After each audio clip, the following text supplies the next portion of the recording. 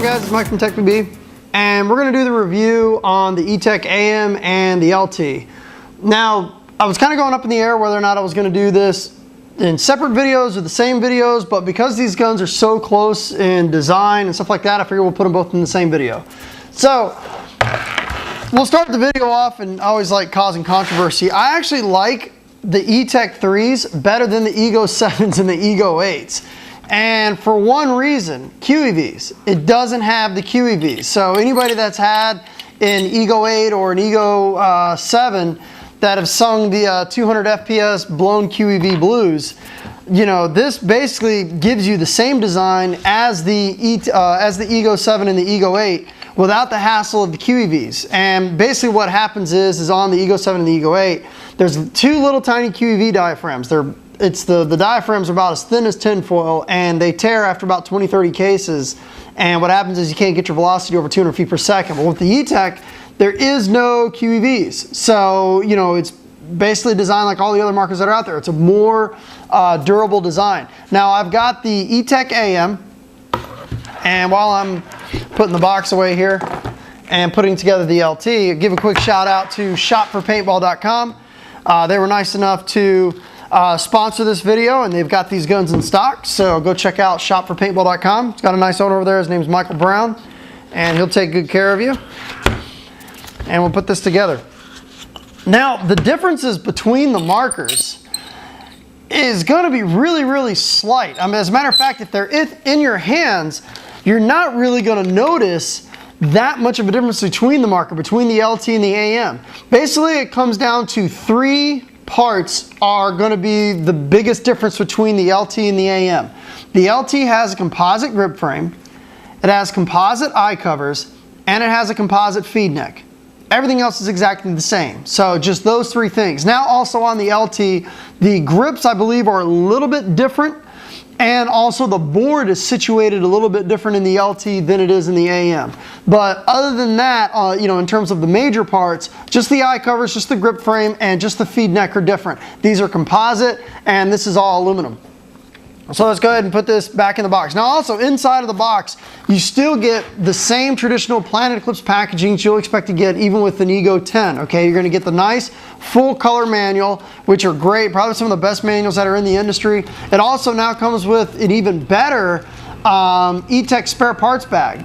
Back in the past, you were lucky to get maybe, you know, 5 or 6 O-rings. You now get probably over 100 O-rings in this new parts bag, which is great. You know, because a lot of people, you know, they're different places in the world, and spare parts are a nightmare to get. I mean, you even got extra grip frame screws, extra grip screws. I mean, this is a really nice spare parts bag. Tons of stuff in here. You also get Planet Eclipse barrel sock.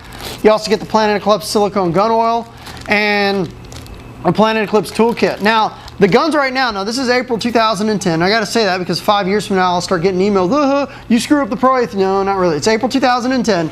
And right now, the ETEK LT, which is LT basically is, I believe, nicknamed for light, meaning composite material. The ETEK LT retails right now, I believe it's for $490. So almost $500 for the ETEK LT. And the AM is retailing right now for $600. So you're only looking at about $100 in price difference between the two. And you still get the same exact packaging and stuff like that. Let's go ahead and put this box away.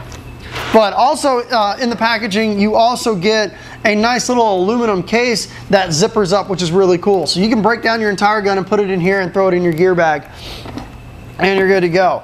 Now, let's go ahead, and while we've got the guns here, the first thing a lot of people are going to ask is, how much is the difference in weight? That's everybody's biggest question. Let's go ahead and turn this one on. Okay, hopefully you can see, you know, we got a nice battery in there. And let's turn on this one as well. Okay, so as you can see, they turn on, no problems at all. And let's go ahead and weigh it.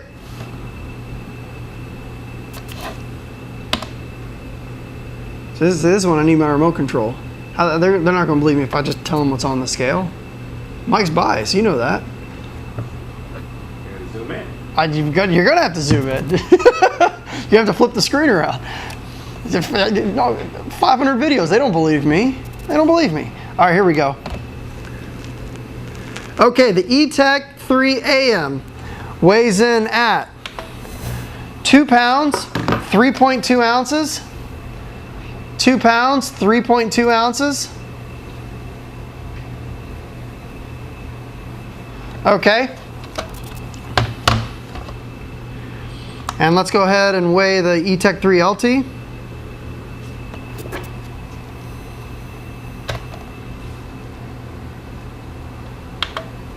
Oh, actually not as much as I thought it was.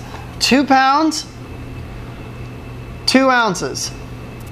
2 pounds, 2 ounces. So we're only looking at a difference of like 1 ounce and 2/10 between the AM and the LT. So that's pretty close in weight, even though the LT is made of composite. Now we're going to go through the gun and talk about some of the features you're going to get. Regulator, the low pressure regulator, high pressure regulator is going to be exactly like the Ego 10. Also, one of the things that's really nice is both of the guns have the pressure release hole right here in the front, which is really nice. What they've done is, to protect your solenoid, is they've built the LPR that if the LPR either fails or O-ring fails, or there's dirt or something like that, once the pressure hits a certain point, it'll vent the excess pressure out of the front of the gun, which is awesome. So, I mean, the solenoid is probably one of the most expensive parts inside of a paintball gun. It's usually even more expensive than the board. And now that it has that in there, that's one less thing for you to worry about if you overpressurize your solenoid. But you know, before we take it out and do an efficiency test on it, you know, when you first feel this thing in your hand, I mean, it feels a lot like an Ego 7 or an Ego 8. Even has the nice curved trigger. They did away with the flat blade trigger that was on the ETEK 2 and the ETEK 1. It's now a very Ego-ish type trigger on both of them. But let's go out and do an efficiency test on them, and then what we'll do is we'll come back and we'll take them both apart, or just take one of them apart because the parts are pretty much exactly the same, and then we'll do a conclusion. I'll warn you here, when we finally did the efficiency test on the AM, which is basically the same thing as the LT, we did the efficiency test on the AM. This was like, how many guns did we have that day when my arms were worn out? That was like our 12th gun we did that day.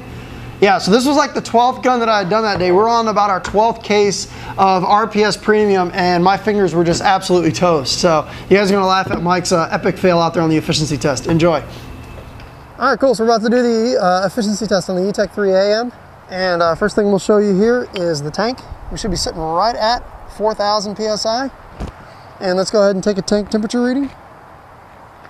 And we're sitting right at about 68 degrees. And what we'll do is we'll come up here and we'll load up our first pod.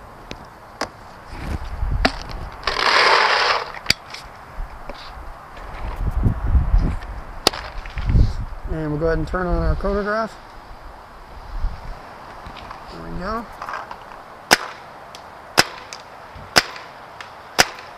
Okay, looks like we need to go up just a little bit.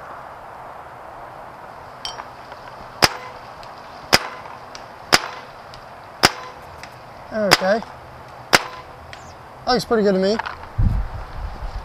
Now this bore is a 684 paint. We're shooting it through about a 693 barrel back, so a little bit of an overbore. Now you guys definitely got to go check out shopforpaintball.com. They were nice enough to lend us this ETEK 3. They got them in stock, so if you're interested in picking this gun up, definitely check out shopforpaintball.com. And what we'll do is we'll just start shooting here.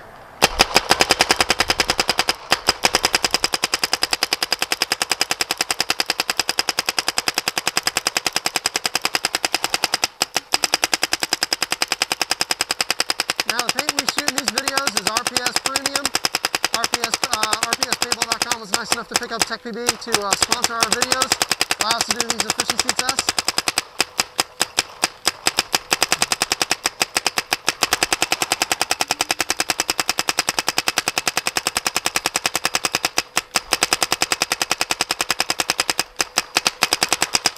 Now the ETEK has comes with two versions. You got the all metal and the LT. I don't know, the loader's just running out of batteries or what?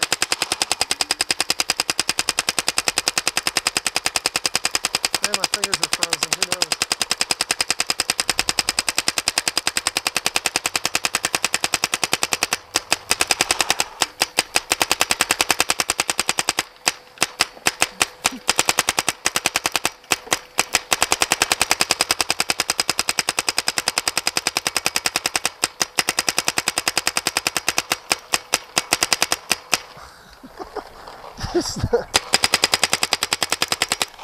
Noob.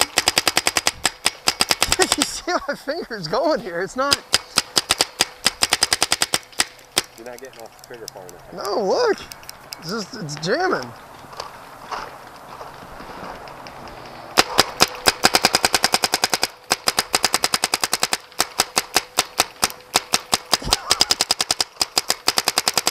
Maybe my fingers are frozen. I don't know. You try it.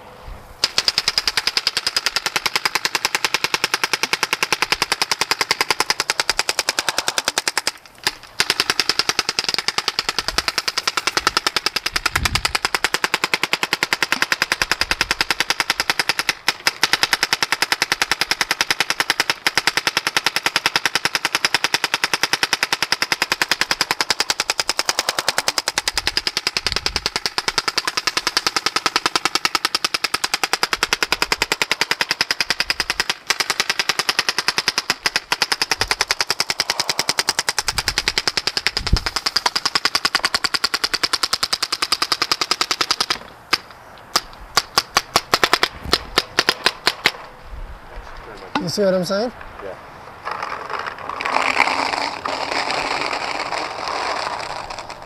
Oh, cool.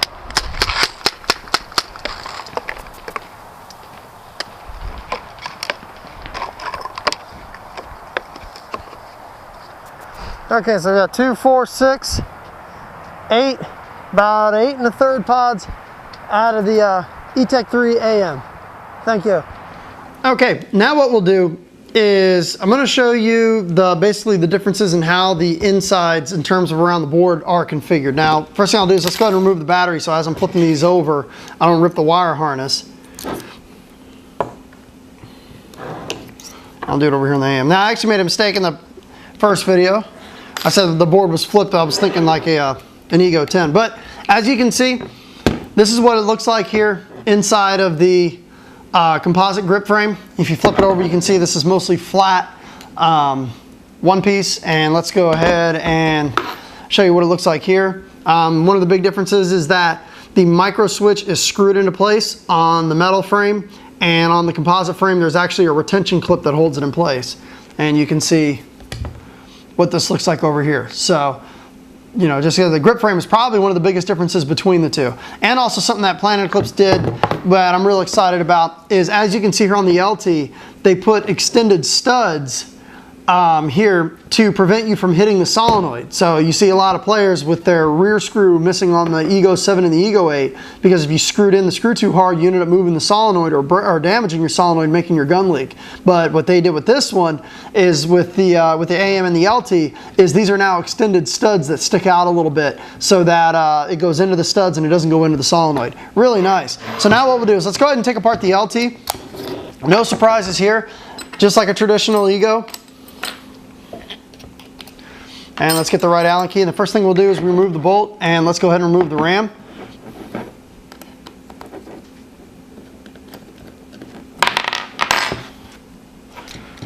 Give it a little tap.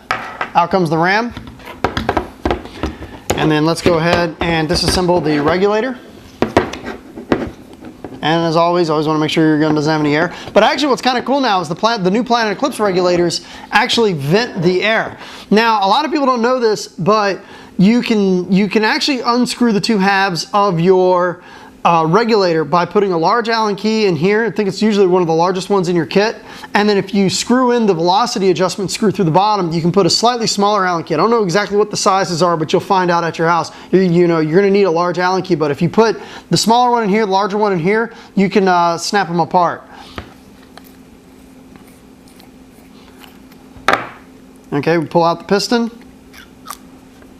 There we go. Now a lot of people, they may have problems trying to remove this collar. What happens is the fitting, if you screw the fitting in too far on this collar here, you're not going to be able to remove it, and I'll show you here in a second why. What happens is the fitting gets caught in between these two pieces of aluminum here, in between these two O-rings, and obviously you can't remove the collar if it's screwed down too far. So if you can't get your collar out, just back your fitting out just a little bit, and you should be able to unscrew it and be able to slide it out the top. So that's about it. And you'll put whatever your favorite lube is. The Planet Eclipse the silicone gun oil that comes with these guns is perfect. You don't really need anything else. There we go. Now let's go ahead and unscrew the low pressure regulator. Now with Planet Eclipse regulators, when you unscrew the screw is how you increase the pressure. So think of it like a water spigot at your house, okay? If you unscrew the spigot, the pressure gets higher. Planet Eclipse regulators are almost the exact same. There's only a couple other gun companies that aren't like that. And Bob Long's one of them that if you unscrew it, you shut the pressure off. But that's about it. So you've got the spring here on top, which you've got a center here on the adjustment screw.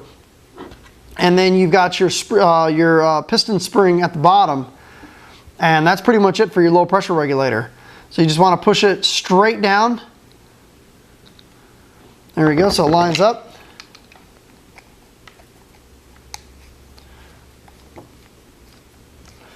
Now, people are going to ask me about, aftermarket parts and stuff like that. A really good one that I would recommend for these, and I don't have it here with me, I got it in my toolkit though, is their Violent products over at ProStarPB.com. They make a low pressure regulator tester, and what it does is it goes in through the back. You screw it in through the back, and it's got a gauge sitting back there, and it'll tell you what your low pressure regulator is. May help your gun shoot a little bit smoother if you can dial in your low pressure regulator so that it's not shooting so high.